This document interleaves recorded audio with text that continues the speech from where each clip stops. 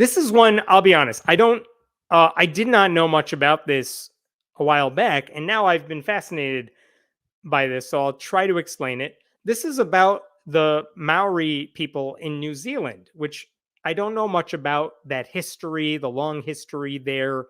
But I read a paper recently that kind of illuminated my eyes. Maybe it'll illuminate yours as well. But let me start with this image right here. This is from a New Zealand census in 2018. And this is what they found.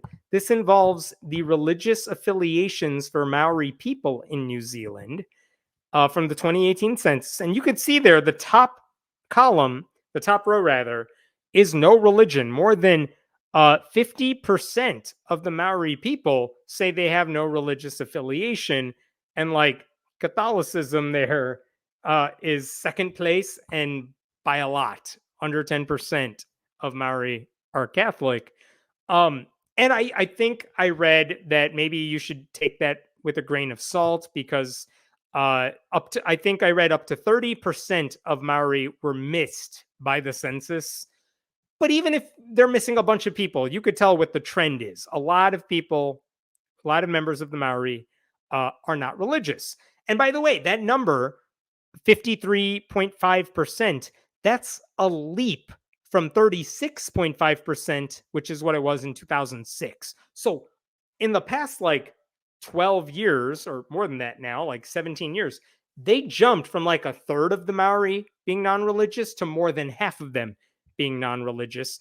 And if the non-religious population is growing, then it makes you wonder, well, what's losing? What's shrinking? And the answer is all shades of Christianity are losing ground, which is interesting. And so that raises the obvious next question. Why the hell are they all running away from organized religion? And if this was the United States, we have some answers for that.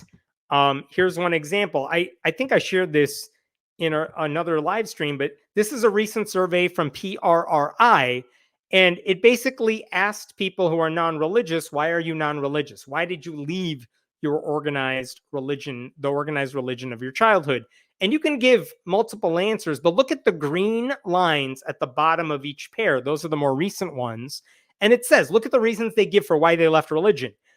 You stopped believing in the religion's teachings. Yeah, that seems logical.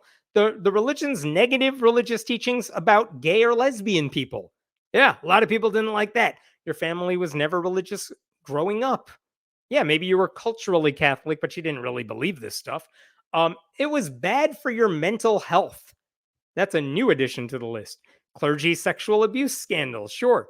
Or your church or congregation became too focused on politics.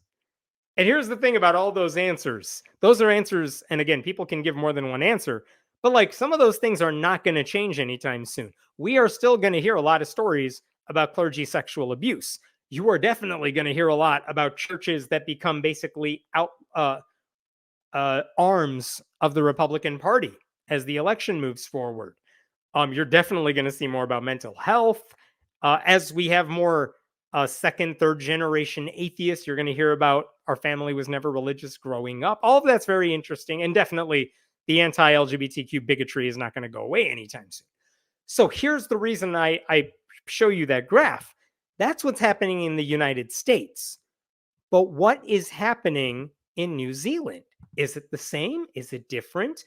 What's going on with the Maori people? Why are they leaving organized religion? Is it for the same reasons or is it something very different? And so the paper I wanted to show you here, this is what just came out not long ago. Maori Atheism, a decolonizing project. And this is published in the New Zealand Journal of, I think, Social Science. And the thing about this, what the researchers did here is they basically got a cross section of like 16 different Maori, different demographics and all that.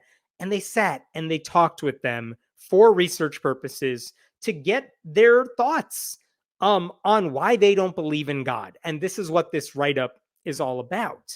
And this is where it's like, all right, I didn't know much about the culture, but reading through this, it's very interesting to hear what their reasoning is. By the way, I want to correct myself. It was the New Zealand Journal of Social Sciences Online.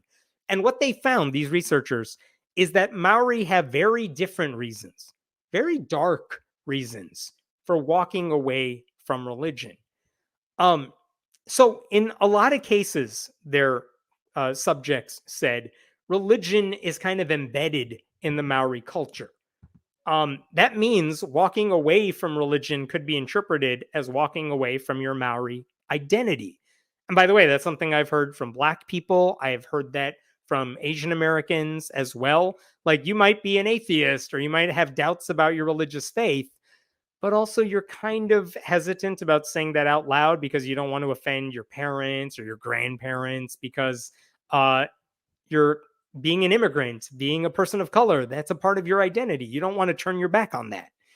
But at the same time, what these subjects told the researchers is that ditching the religion of their Christian colonizers would give them a better opportunity to actually explore their ancestral heritage. And here's what the paper said. Before Europe made contact with New Zealand, Maori were polytheistic. And then as outsiders began to invade New Zealand, they kind of brought their Christianity with them. And according to the paper, it said, here we go. I want to show you this directly from the paper. This is fascinating. Early missionary reports claim that by the 1850s, between 60 and 90% of Maori identified as Christian. I mean, I'm not surprised by that, but man, that's a big number. So that's where they're like starting from in the 1850s. All the more reason to figure out why they're abandoning that religion now, what implications that may have. So, some thoughts out of the 16 people they interviewed, there were some thoughts about religion that sprang up more than others. The idea that Christianity was the religion of the colonizers, so why should we have a continuing allegiance to it? That was a running theme. One of the things they said, here we go. This is interesting. This is a direct transcript from one of the people they interviewed here. Look at this from Aroha, a female in her 50s. I think that it would be for a lot of other Maori who are atheists, and that's the effect of colonization on us as a race and of religion being the tool that was used to level them. Like, yeah, that is probably the reason. If I didn't have any other reasons, that would be the reason that I would never sit in the room with Christianity.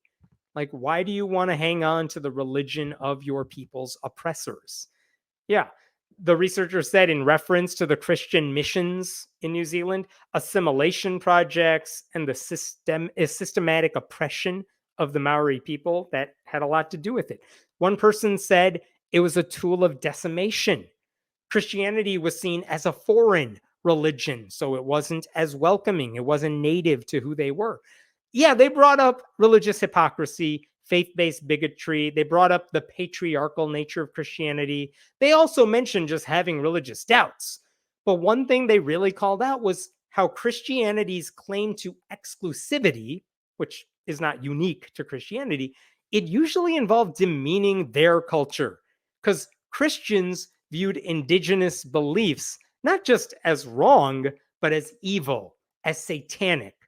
So for a lot of these Maori people, being pro-Christian actually means being anti-Maori. Found that very interesting.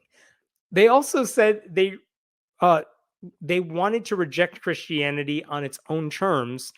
They rejected it for the same reason that a lot of people do, because it's not true. But they pointed out that that leads to a lot of tension in their community, because when they cast aside belief in the supernatural, like I said, they also have to cast aside a lot of traditional Maori beliefs as well. And because they are casting aside a lot of traditional cultural beliefs, they said they experienced discrimination. They felt marginalized and burdened by societal expectations stemming from stereotypes. To put that another way, a lot of participants felt they were being accused by other Maori of not being true Maori because they didn't believe in a god. Atheism, they said, was seen as a white thing. And here's the most interesting thing I think I read in this whole piece. New Zealand's government has tried to take steps to rectify past wrongs and as a form of like reparations, if you will. And they are now paying more homage to Maori culture. But the way they do that often means recognizing a certain brand of spirituality as if that is what it means to be Maori. And these non religious Maori people are saying, don't do that. You should reject that too. One participant complained about how universities and government agencies seem to have an unwritten rule about this because to demonstrate your true adherence of being Maori, you had to do these things, behave in certain ways. Uh, so that was interesting. So I just want to say, like, the research is not comprehensive. It can't be. They only talked to 16 people. But the hope for this research, as one of the researchers told me, is that they hope this is the launching pad for more in depth investigations of who the Maori are, how they think about religion, and what impact that's going to have down the line for their culture. Because this is like step one in what they hope is a long term plan. And the one last thing I should say is that research, I have a link to it, which is that the research was conducted because of a grant that was awarded by Queen's University Belfast as part of their Explaining Atheism program. I serve as a media advisor on that program. So full disclosure right there. But I also found that in research really interesting. So there you go. I'm going to pause there. I have one last story for you, but I'll get to questions before we jump to that. If there are any. There are a few interesting sounding religions. There's a few interesting sounding religions there. Do you mean in New Zealand in general? Probably. I'm sure there are. It's a place I've never been to. I hope I can go there soon. For what it's worth, I've also never seen Lord of the Rings. One of those things should happen soon. We'll see. My question is, how do we do it here? Bittersweet, I need a little more than that. What do we do? I want to know how to de-religify as many people as possible. Been working on one slowly. That is an interesting question. I mean, age-old question of how do you do the atheism thing? I mean, I will tell you, my thing is not to debate people. I kind of show you the problems with religion. I hope a lot of people watching this are religious, and I hope you agree with me on pretty much everything I'm saying. But I would hope that when you hear enough of these stories, you realize religion is not a virtue. You realize, okay, maybe these ideas I was brought up with, I can let go of.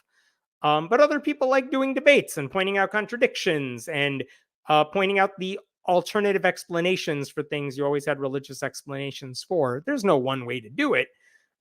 Now, going back to the research, though, maybe an interesting question is all the tools that atheists in the US use, if this is something they care about, would it work in other places where religion is more embedded in a culture?